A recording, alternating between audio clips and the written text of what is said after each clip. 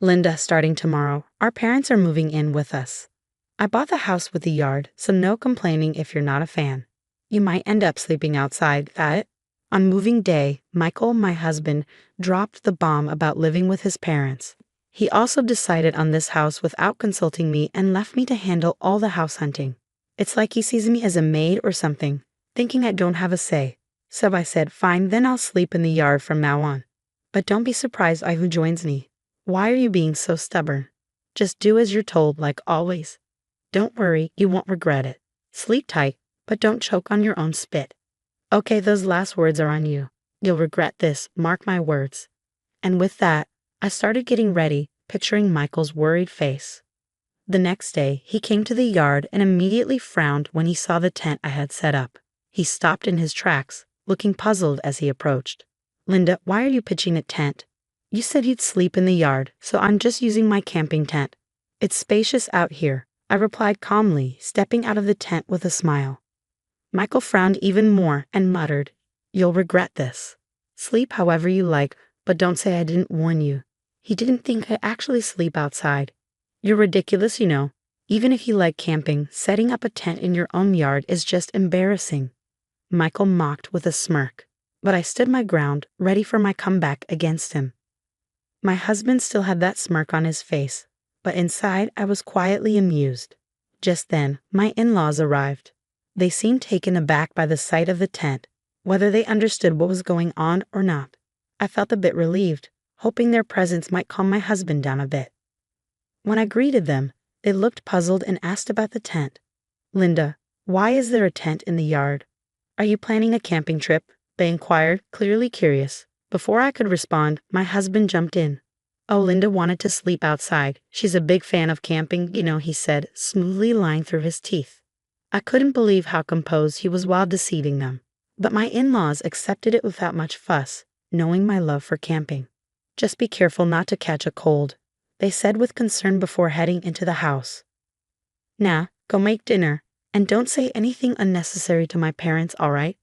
My husband resumed his usual commanding tone after the in-laws left, but I shot back, sure thing. I'll cook for 5 then. Can a housewife even count? It's just the 4 of us. You, me, and my parents. Stop being dense and start cooking. You're getting on my nerves. Grumbling, my husband made his way to the new house. Suddenly, he froze in shock as a man emerged from the tent, unzipping it slowly. The yard fell silent. My husband's face registered a mix of confusion and astonishment. He tried to speak but couldn't find the words. Sorry to intrude, the man said. Why is Jim here? What's happening? This man was my husband's boss, Jim, someone my husband couldn't underestimate. It was understandable that he was taken aback to see Jim coming out of the tent where I had slept. Could it be that Linda and Jim are having an affair? Remember what Linda said yesterday, don't regret whoever I sleep with. Is she referring to an affair? What do you mean? That's not possible. Jim just got here about 30 minutes ago. I also enjoy camping. I was simply waiting in the tent until Masayoshi woke up, my husband explained, his face draining of color as if he could hear the gravity of the situation. Our private conversation had been overheard by Jim. I had heard from Linda before, but I didn't want to believe until now that you were hiding your true nature and mistreating your wife. Jim spoke slowly and calmly, but his words carried a hint of anger towards my husband. Panic swept over my husband's face, and his body began to tremble. No, that's not it. I was just being a bit firm. It's not mistreatment or anything. Just firm, he stuttered, but it didn't seem convincing to me. There was a clear tone of malice and superiority in his words. What had Linda done to deserve this? Jim's voice grew increasingly heated, causing my husband to shake even more. The arrogance he had displayed earlier, mocking me, had vanished. He seemed like a mouse cornered by a cat, frozen in fear. I can't believe this, Michael. You do great work at the company, but to treat your wife like this, I'm frankly disappointed. I never meant to mistreat my wife.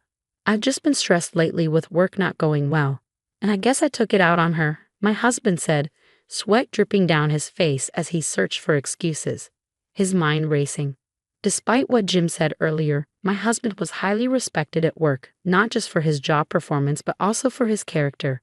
If you didn't know better, you wouldn't believe he could treat his wife poorly. But both Jim and I knew the truth. all the things my husband was hiding, and Jim's visit today was connected to those secrets. Then Jim quietly mentioned a woman's name to my husband, Lily Smith. You're familiar with her, right? Yes, she works at a client I handle. Is there an issue with her? She's my wife. Immediately, my husband's eyes widened with shock and confusion, rendered speechless. His expression shifted instantly to one of surprise and fear. Jim stared at my husband with a cold gaze. Gathering his courage, my husband began to speak hesitantly.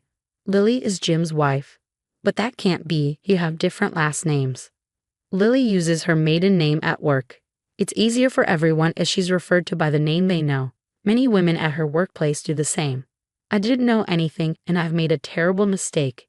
In truth, my husband was having an affair with Lily Shimamoto, unaware that she was his boss's wife. Jim had come today to address the affair. I was truly stunned when I learned about your affair, especially that the other woman was my wife. This isn't something that can be shrugged off as a misunderstanding, and regardless of who the other person is, having an affair is unacceptable, Jim stated firmly. You heard it from Linda. Hey Linda, how long have you known? Since when? I've known for several months, since around the time Michael started to withdraw after learning about my infertility, I responded. The catalyst for my husband's mistreatment was my infertility discovery. While undergoing treatments, my husband was unsupportive and distanced himself, leaving me feeling alone. One day, when he claimed he was on a business trip, I accidentally witnessed him leaving for a romantic getaway. That's when I decided to investigate his affair, leading me to discover that his mistress was his boss's wife. Empowered by this revelation, a thirst for vengeance ignited within me. Then my husband floated the idea of purchasing a house in the countryside. His proposal became the catalyst for propelling forward my revenge scheme. I closely monitored his actions and meticulously crafted my plan for retribution, which led to the current circumstances. Michael, you claimed you wanted children, so I decided to redouble my efforts with the infertility treatments. But instead of standing by me, he began to ignore me completely. You left me for Lily, didn't you? You just admitted you never meant to mistreat me, but you were doing it on purpose, weren't you? You were pushing me to my breaking point, aiming for a divorce. Keeping me in the dark about living with your parents was all part of the torment, wasn't it? What do you have to say? Every word dripped with fury as my husband stumbled over his response. I could see that I had hit a nerve. With a piercing stare, I locked eyes with my husband, while Jim's gaze conveyed a mixture of disappointment and disdain. My husband's face turned pale, and his body shook, but he pushed himself to speak, adamantly denying the truth. I admit I may have been tough on Linda, but I strongly reject the accusations of an affair. It's just a baseless claim from Linda and Jim. There's no evidence, right? Linda mentioned a romantic trip, but I simply ran into Lily by chance during a business trip. We had meetings and went for drinks because of work, but there was no affair. I understand, indeed, there's no evidence. We haven't prepared any, right? There's no proof, but you're definitely having an affair. Admit it and apologize to Jim first. Linda, enough now. I didn't have an affair. If you want me to confess, show me the evidence. Don't act all high and mighty and order me around. My husband erupted in anger, his words aimed at me without restraint. The tension in the air crackled with my husband's fiery rage, a clear sign that he felt cornered with nowhere to hide his true self. Unknowingly, he was digging his own grave. What's the matter, Michael? Why are you shouting like that? It's echoing inside the house, I remarked, bewildered by his outburst. Oh, isn't that gentleman over there JLI? I'm terribly sorry for causing a disturbance. Actually, I came today to discuss Michael's affair, Jim announced calmly. The in-laws were undoubtedly stunned by Jim's words. They stood frozen, mouths open in disbelief, as a heavy silence settled over the scene. After a tense 10 seconds, Michael's father-in-law cautiously spoke up. Is it true about the affair, Michael? I find it hard to believe Jim would joke about something like this. Can you explain so we can understand? Dad, it's not true. I'm innocent. Jim is just assuming I'm guilty without any evidence. I swear I haven't done anything like that. You can trust me. Linda, what's happening? I don't understand anything, Mother, Michael protested. I'm sorry to have startled you, but what Jim is saying is true. Michael has been having an affair, and the other woman is Jim's wife. Now, I will prove it, I stated firmly. With that, I pointed to a specific spot. Michael and the in-laws followed my gaze, but all they saw was the tent in the yard. Confusion etched their faces, but they were about to witness something shocking. "I'm so sorry," Lily apologized as she emerged from the tent. Jim hadn't arrived alone. Lily accompanied him. Thus, the entire conversation had been overheard by Lily as well. Meeting Lily for the first time, the in-laws were startled to see an unfamiliar woman stepping out of the tent. Meanwhile, my ex-husband was profoundly shaken by the realization that his affair partner had been nearby all along. "We don't need evidence, Michael. Lily has already fully admitted to the affair." "Actually, we do have evidence, but having Lily confirm it seemed quicker.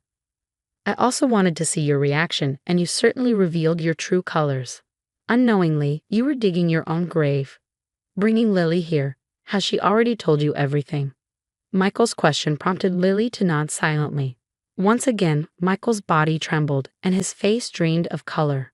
"Father, mother, as I mentioned earlier, I have been mistreated by Michael. I wasn't even informed about this living arrangement. I had to sleep in a tent in the yard because Michael ordered it. He treated me as disposable because of my infertility and chose to have an affair with Lily. I don't understand, Michael. You told us changing our environment might improve the chance of fertility treatments. Was that all a lie? You said you would support me, right, Michael? Instead of supporting me, you were planning to abandon me." I confronted, the disappointment and anger of my in-laws finally bringing Michael to his knees, where he prostrated himself on the ground, rubbing his forehead fiercely against the earth. "I'm truly sorry. I was shocked to discover Linda's infertility. Having children was my dream, so I thought if I couldn't have children with Lily, I'd need to remarry someone else. That's when I met Lily, thinking she could fulfill my dream." Michael trembled as he desperately confessed, seeming to realize that excuses wouldn't suffice anymore. Without lifting his forehead from the ground, he continued to apologize profusely. But then his body was abruptly thrown to the ground with a dull thud under the furious gaze of his enraged father-in-law. "Linda wanted children too, didn't she? Have you ever considered her feelings? Being unable to conceive, do you think of your wife as property to be discarded when no longer needed? What do you say, Michael?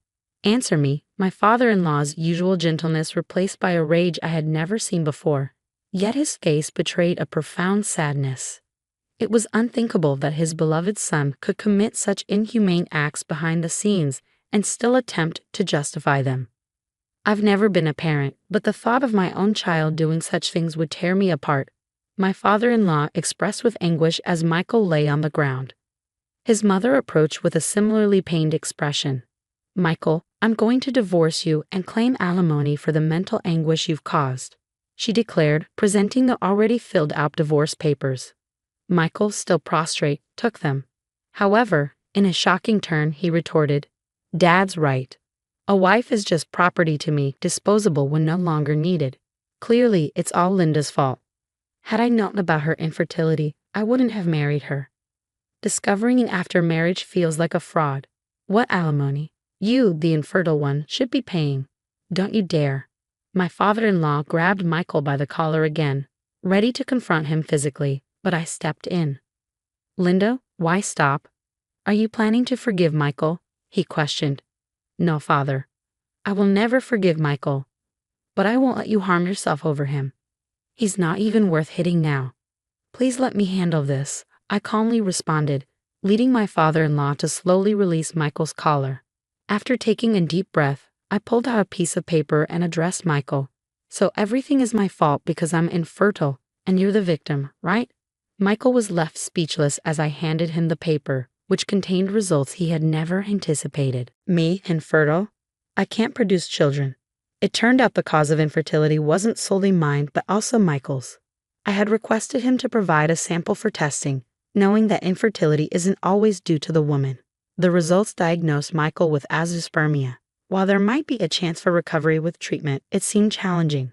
I had intended to inform Michael, but he was too preoccupied with his affair to engage in a proper conversation with me. Ironically, now was the first time we truly confronted each other after so long.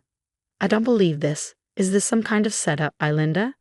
Trying to frame me? It won't work," Michael protested. "It doesn't matter if you don't believe it.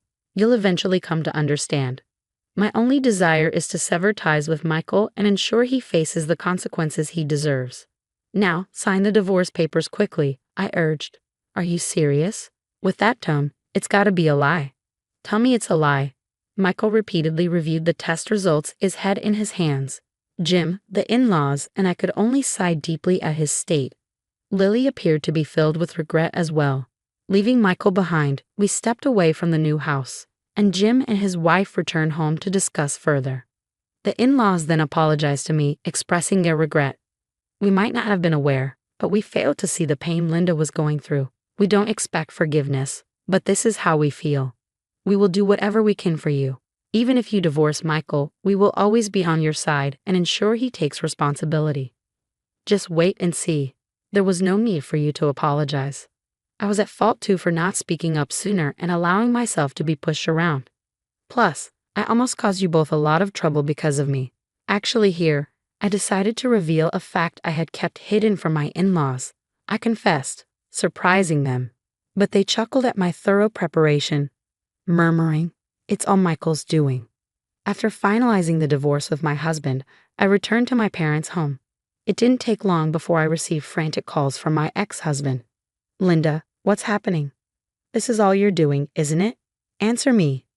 His voice left no room for negotiation. Even over the phone, I could sense his sheer desperation. Suppressing a laugh, I decided to reveal the truth. "Why so panicked? I don't know much except maybe that the new house you bought is defective." "Hey, stop joking around.